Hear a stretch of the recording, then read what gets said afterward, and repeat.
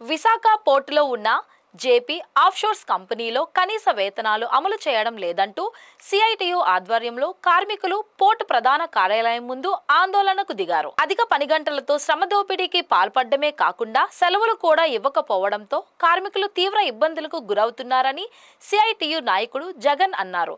దీనిపై యాజమాన్యాన్ని కలిసి చర్చించినా ఎలాంటి స్పందన లేకపోవడంతో నిరవధిక సమ్మెకు దిగాల్సి వచ్చిందని చెప్పారు.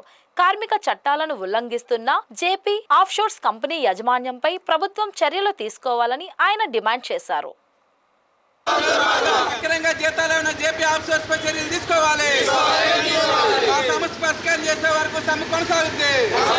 విశాఖపట్నం పోర్టులో జేపీ ఆఫీసర్స్లో గత 9 నెలల నుంచి కార్మికులు పనిచేస్తూ ఉన్నారు. వారికి కనీస వేతనాలు ఇవ్వట్లేదు. 12 గంటలు పని చేపిస్తూ ఉన్నారు. సెలవులు ఇవ్వట్లేదు, వీక్లీ ఆఫ్లు ఇవ్వట్లేదు. ఇప్పటికే ఆల్రెడీ ఆ కాంట్రాక్టర్ని మార్చి నెలలో కలిసాం, తర్వాత డీసీ గారిని కలిసాం, చైర్మన్ గారిని కలిసాం. వీళ్ళందరూ వారం రోజుల్లో పరిష్కారం చేస్తానన్నారు. 2 నెలలు అయిపోతూ ఉంది. స్ట్రైక్ నోటీస్ ఇచ్చి కూడా 20 రోజులు అవుతూ ఉంది. ఈ రోజు కూడా కనీస వేతనాలు ఇవ్వట్లేదు కదా. చివరికి గత నెల ఎవరైతే గట్టిగా అడుగుతున్నారో లీడర్ల ఆటోలకి 4 జీతాలు ఇవ్వడం మానేసి ఆపేశారు. అంటే ఈరోజు కనీస వేతనాలు చట్టం ఉన్నా సరే, జీవో ఉన్నా సరే రోజుకి 868 రూపాయలు ఇవ్వాలని చెప్పేసి కనీస వేతనం చట్టం చెప్తా ఉంది. కానీ 500 రూపాయలు ఇస్తూ ఉన్నారు. అలాగే ఓటీ చేయించుకుంటే 12 గంటలు అంటే అదనంగా 4 గంటలు ఓటీ చేయించుకుంటున్నారు. 1 రూపాయి ఇచ్చే పరిస్థితి లేదు.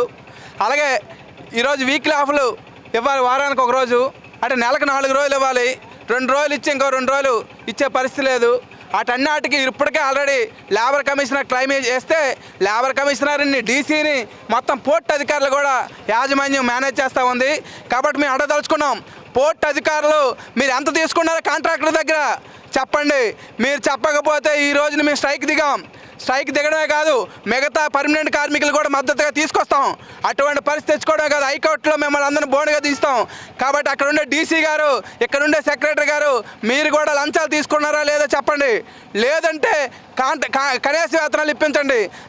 చేత కాదని చెప్పండి. మీరు అందరూ అడిగితే వారం రోజులు ఇప్పిస్తారన్నారు, ఇప్పటి వరకు ఇప్పించకుండా ఏం చేస్తున్నారని చెప్పేసి ప్రిన్సిపల్ ఎంప్లాయీగా ఉన్న పోర్ట్ యాజమాన్యాన్ని కూడా బాధితుంది. ఆ రకంగా ఇవ్వకపోతే ఈరోజు స్టార్ట్ చేసే స్ట్రైక్ మా సమస్య పరిష్కారం అయ్యే వరకు, కనీస వేతనాలు వచ్చే వరకు మేము పోట్లాడతాం, స్ట్రైక్ కొనసాగిస్తామని చెప్పేసి తెలియజేస్తున్నాం.